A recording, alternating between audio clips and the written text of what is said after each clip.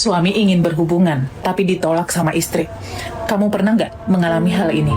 Kalau kamu sering menolak suamimu saat dia pengen dekat dengan kamu, maka catat baik-baik. Banyak orang selalu menganggap penyebab hancurnya rumah tangga itu hanya karena perselingkuhan dan pengkhianatan.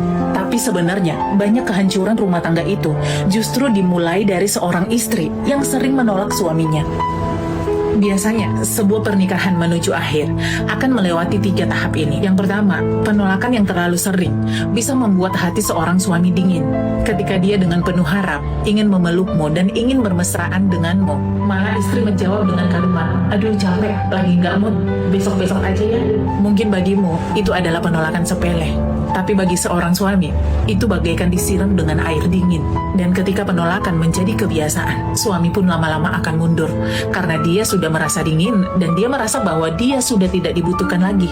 Tahap kedua, hati sudah dingin, lalu muncullah jarak. Awalnya setelah ditolak, suami mungkin masih bisa bercanda, atau sekedar menggoda. Tapi ketika dia mendengar kalimat, "Emang kamu gak bisa mikir ya selain hal itu?" maka dia akhirnya memilih diam.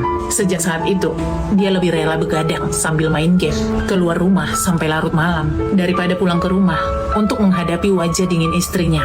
Dan tahap ketiga, ketika rasa kecewa sudah menumpuk dan sudah terlalu banyak, dan dia merasa bahwa tidak ada harapan lagi, itu adalah saat perpisahan itu akan benar-benar terjadi. Sebenarnya semua itu, tanpa disadari, terjadi karena dorongan sikap istri yang terlalu sering mengabaikan dan menolak seorang suami. Dan ketika istri mulai sadar, dia mencoba merayu suaminya dan mencoba untuk menggoda suaminya untuk memperbaiki keadaan. Seringkali sudah terlambat.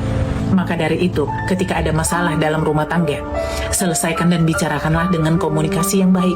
Dan jika memang keadaanmu tidak memungkinkan untuk melayani suamimu pada saat itu, kamu bisa bicara dengan sebuah pengertian dan dengan kelemah lembutan, daripada harus kamu tolak dengan alasan yang tidak jelas dan dengan kalimat-kalimat yang ketus, karena itu bisa melukai harga diri suamimu.